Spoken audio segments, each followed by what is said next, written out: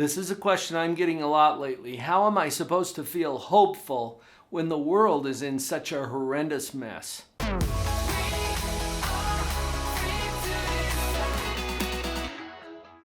Hi, I'm Dr. Paul Jenkins, a professional psychologist, and that's why I get this question a lot. A lot of people believe that how they feel is because of the state of the world. It's not. Stay tuned and I'll show you what's going on in your own mind that really makes a difference. Part of my job is to illuminate the obvious. This is really cool because I get paid to tell people things they already know. But there's a lot of obvious things that are completely unnoticed. Tune into that for just a moment. Like the feeling of your shirt. Can you feel it? Well, now that I've mentioned it, and it's obvious but unnoticed until it was called to your attention. Or the fact that we're speaking English. Did you notice?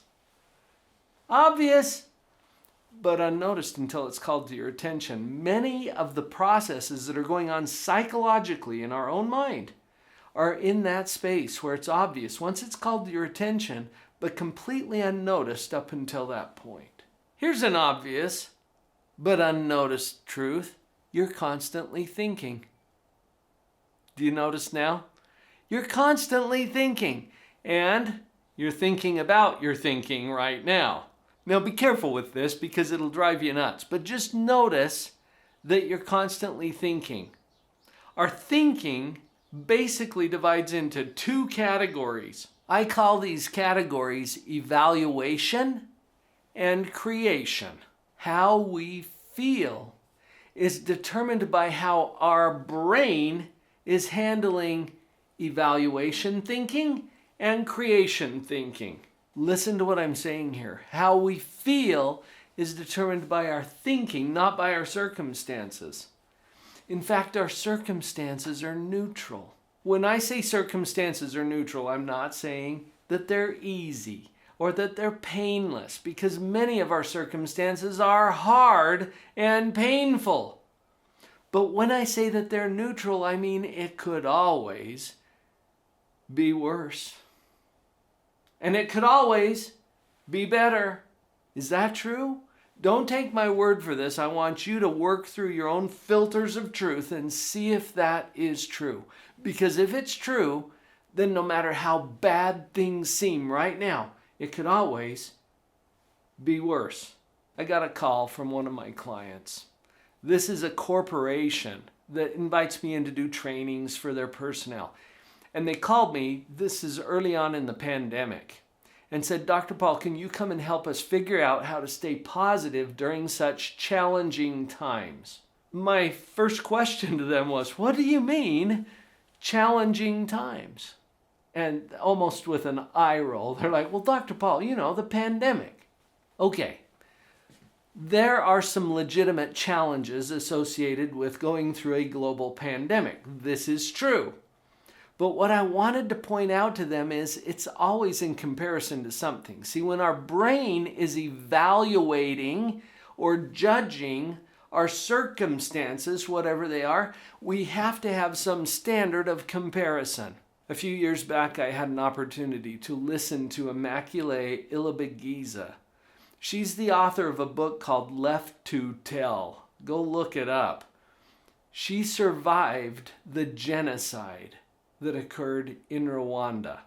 Now, when I share that with you, I don't know how much you know about those circumstances, but compared to a global pandemic, well, there's a difference, isn't there? Which would you rather go through, a pandemic or a genocide? Now, I just used that as an example to show you that saying these are challenging times implies that we're comparing it to something easier. Because what happens when we compare it to something harder? Do you see it? You're always right about how you feel.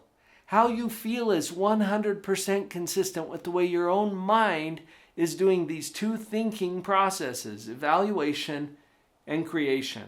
I keep referring to that. There's a visual model that I'm happy to share it with you. It looks like this. In fact, go to the URL that's on the screen right now, drpauljenkins.com /the model, all one word. I'll put this in your inbox. What this is a visual representation of what we're talking about here. The two processes, evaluation and creation, and how those affect our feelings. So staying in evaluation mode for just a moment, notice how you feel when you compare what it is, whatever that is, your circumstances, where you are, who you're with, what you have, the way things are without changing anything. When you compare that to something better, how do you feel about what you've got? This creates depression. When we judge our current circumstances compared to something better, we feel worse about what we've got. Is that pretty clear? Now, what happens when we make the other comparison?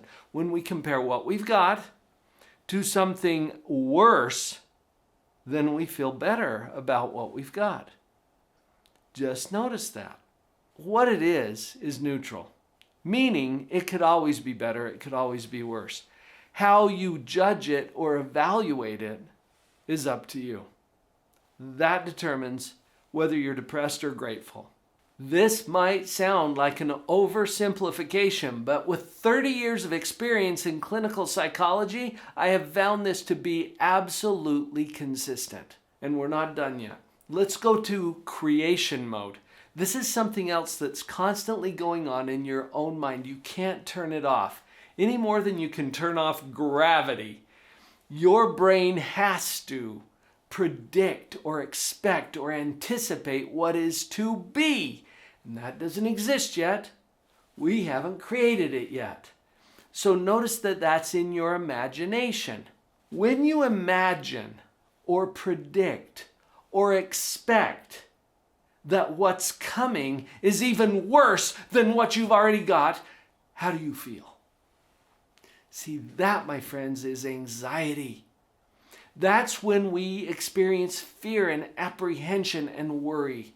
I think that could be the psychological definition of anxiety, because anxiety is when we imagine that what's coming is worse than what we already have. Yeah, do you see it? Just notice it. I'm not here to tell you how to think. I don't have that kind of authority. I just want you to see that you are thinking and that it matters. Now let's go the other direction. What happens when you imagine or predict or expect that what's coming is even better than what you've already got? How do you feel? This is hope. I told you earlier, I can tell you psychologically how hope is created. And it's created by expecting or anticipating or predicting that there are better things to come. Notice how that feels. Now let's just acknowledge something that is also obvious, but sometimes unnoticed. You don't know. You don't know what's coming. Notice that. How are you doing next week? You don't know. You've got something to do with it. Please don't forget that. But you don't know. So all you can do is imagine it. Since you don't know, notice that you're taking a position about that. A position or an attitude. Those are similar words. In fact, I think they're interchangeable. Your attitude is your position toward that. Choose something that serves you well. Since you don't know, you get to choose. That's how hope is created. As we've had this conversation here today, have you felt a little bit of hope? If you have, notice that. And notice that you can choose it as you move forward. Saying that it's a choice does not mean that it's easy. It's a choice just like learning to speak another language would be a choice. Notice that you could choose that. Pick a language. Any language. Could you learn it? Yes, you could. What would it take? A choice and a whole lot of work. So be ready to put the work in. Don't be afraid of the work. Just jump in. Our brain is used to whatever it's used to. So whatever you've practiced, you become really good at.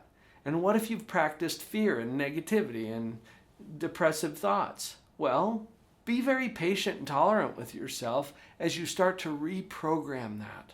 to get to a place of gratitude and hope. You can do this.